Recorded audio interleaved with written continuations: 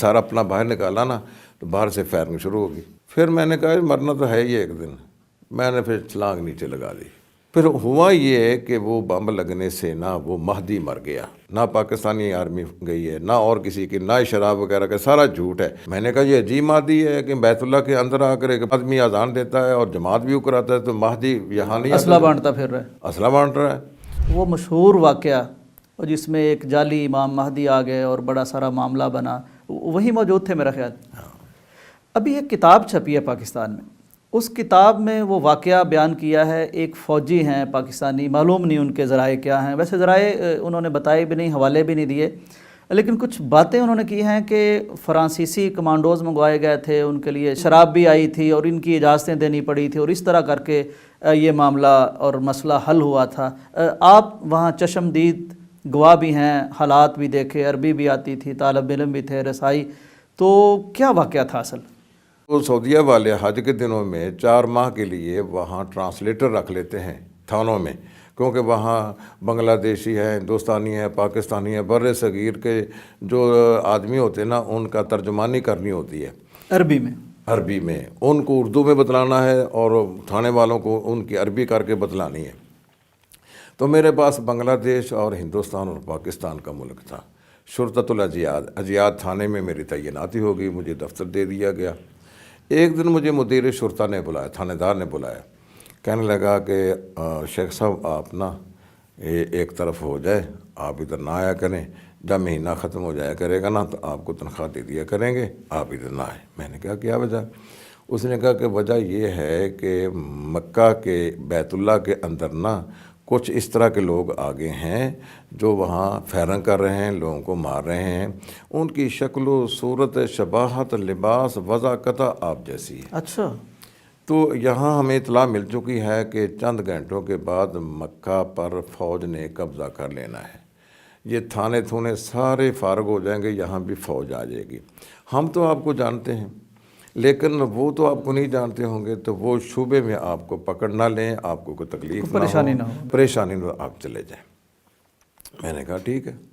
میں اس سے پہلے 18 ذو الحجہ کو مولانا صاحب کو اپنی اہلیہ کو واپس وطن بھیج چکا تھا. ٹھیک. یہ 18 ذو الحجہ کے 12 دن کے بعد 1 محرم سن 1400 میں یہ واقعہ ہوا ہے. تو میں جب واپس جا رہا تھا تو میں نے کہا دیکھوں تو صحیح کہ یہ کیا کون ہے لوگ ادھر آئے ہیں. بیت اللہ کے دروازے بند ہیں سارے، اور انہوں نے صبح کی نماز کے بعد وہ اندر آئے ہیں، جنازوں کی شکل میں اسلحہ لے کر آئے ہیں. دروازوں پر جو گیٹ کیپر تھے ان کو انہوں نے پکڑ لیا اور اپنے آدمی وہاں تعینات کر دیے.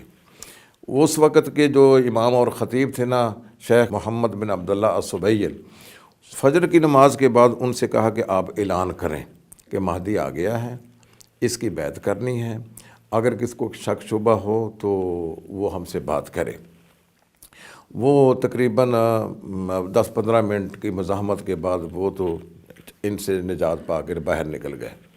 میں جب تقریباً 11 بجے کا ٹائم تھا، دروازے بند ہیں، تو ایک نیچے سے دروازہ تھا جہاں سے یہ مرمتی کا سامان لے کر گاڑیاں آتی تھیں نا، میں ادھر سے اندر آ گیا. ٹھیک.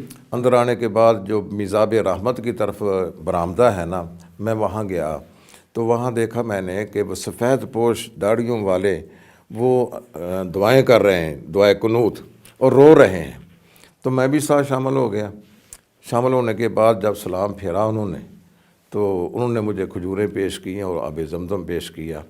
تو میں نے کہا کہ تم امام مہدی کا دعویٰ کر کے آئے ہو، ابھی تک تو فلاں نشانی امام مہدی کی ابھی نہیں ہے. وہ جو نبی صلی اللہ علیہ وسلم نے بیان فرمائی تھی کہ 2 قومیں آپس میں لڑیں گی، پھر ان میں سے وہ عیسائی غالب آ جائیں گے، وہ اپنی صلیب کو بلند کریں گے، مسلمان اپنا جھنڈا بلند کریں گے، پھر تیسری قوم آ جائے گی، ان سے لڑے گی. ابھی تک تو وہ واقعات نہیں ہوئے ہیں، تو اس دوران مہدی نے آنا ہے.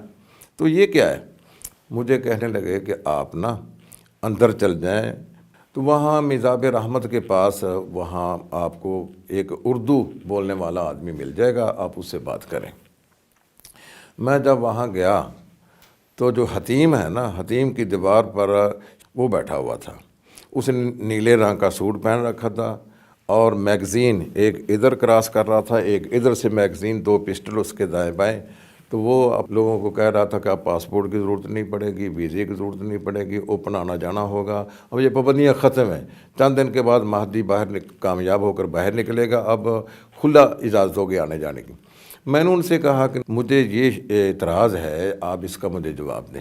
ٹھیک، وہ مجھے کہنے لگا کہ آپ جائیں مکبری، جہاں اذان دی جاتی ہے نا، وہاں محمد بن عبداللہ المہدی وہاں ہے، آپ جو ان ان کا سے سرگنا تھا، سرگنا جس کو مہدی بنا کر لائے، سرگنا اور تھا، سرگنا تھا جو اچھا ہے ماسٹر مائنڈ اور تھا، ہاں ٹھیک وہ ہے، جو حیمان یہ تھا، سب اس کے مطلب کہ ہاں اس کو انہوں نے استعمال کیا تھا۔ استعمال کیا ہے۔ میں جب وہاں گیا تو وہاں کے حارث نے کہا کہ آپ نے کدھر جانا ہے؟ میں نے کہا میں نے اس سے ملنا ہے۔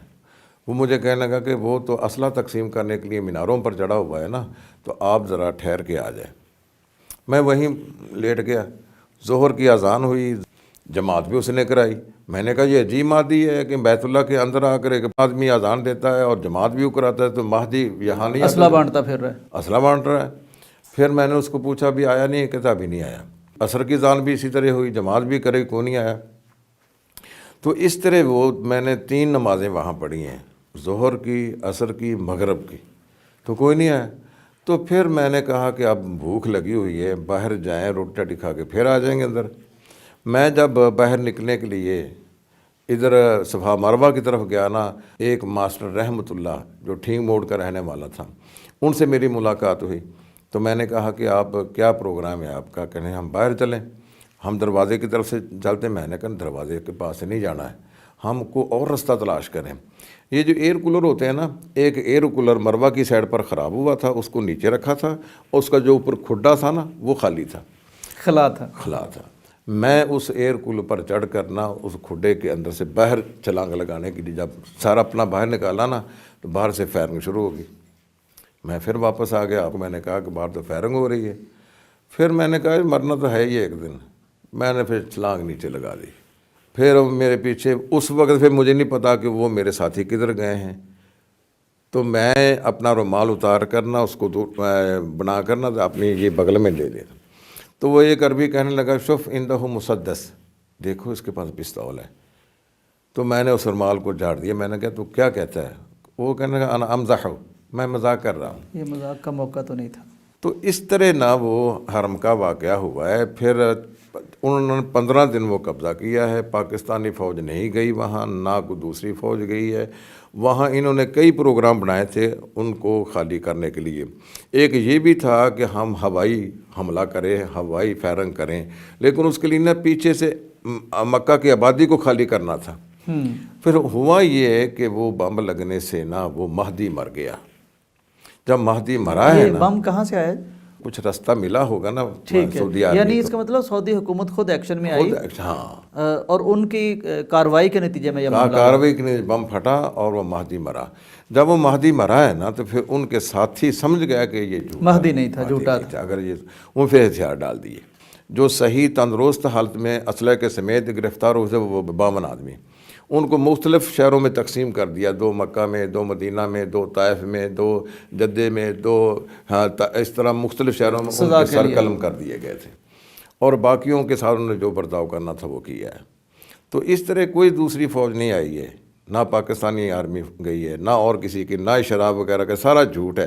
یہ میری اپنی آنکھوں دیکھا حال ہے کہ وہاں اللہ تعالیٰ نے ان کے عزائم کو ناکام کیا ہے۔ وہ جب مرا ہے تو اس وقت میں خود ہی ہتھیار پھینکے۔ مفتی صاحب آپ کا کیا خیال ہے اس کے پیچھے کیا تھا؟ جہالت تھی، نادانی تھی، کوئی منصوبہ تھا، کوئی طاقت تھی، کیا تھا اس کے پیچھے؟ یہ تھا کہ جو حیمان تھا نا وہاں، جیسے ہمارے ہاں جہاں باز فورس ہے نا، وہاں ایک تنظیم تھی الحرس الوطنی اس کا نام تھا۔ حرس الوطنی کا وہ مدیر تھا۔ طبیعت کے اندر نا سختی سی اس میں، کچھ سختی اور ضد میں آ جانا، اور اسی طرح اپنی بات کو زبردستی منوانا، یعنی نارمل انسان نہیں تھا۔ ہاں، تو اس کو انہوں نے نا وہاں سے فارغ کر دیا تھا۔ اور اس کے تعلقات تو تھے نا، کچھ عرصہ گزارا تھا حرس الوطنی کے اندر۔ جتنا بھی اسلحہ استعمال ہوا ہے جو وہ حرس الوطنی کا استعمال ہوا ہے۔ انہوں نے پھر پہاڑوں میں نکل گئے ہیں باہر، وہاں جا کے ٹریننگ شروع کی ہے، ٹریننگ دی اپنے ساتھیوں کو، لوگوں کو، اور پھر خواب لوگوں کو آئے ہیں کہ ہم مہدی کا ظہور ہو چکا ہے. یہ آدمی تھا جس کا ہمیں خواب میں نظر آیا. خوابوں کو پر بنیاد رکھ کر انہوں نے اس مہدی کو سامنے لا کر یہ کام کیا ہے. اور اس کے پیچھے وہ تھا جو حیمان، جو مدیر تھا حرس یعنی اس البطنی کا کا. ذاتی مفاد تھا، ایک انتقام تھا اور انا تھا. اور پھر ان میں یہ سختی بھی تھی کہ وہ کہتے ہیں کہ یہ جو بے پردہ عورتیں ہیں یا جدے کے اندر فلمیں چل رہی ہیں یہ نہیں ہونی چاہیے، نوٹوں پر جو تصویریں چھپتی ہیں یہ نہیں ہونی چاہیے. وہ اس طرح کی نا وہ خفیہ طور پر لٹریچر حکومت کے خلاف پھیلا رہے تھے اور اپنے ساتھیوں کو مسلح ٹریننگ بھی دے رہے تھے. تو یہ وہ واقعات بنے ہیں. کوئی باہر کی تنظیم نہیں تھی، کسی نے ایسا نہیں کیا ہے. وہی ایک آدمی تھا ماسٹر مائنڈ، اور اس نے ہی یہ سارا کام کیا ہے.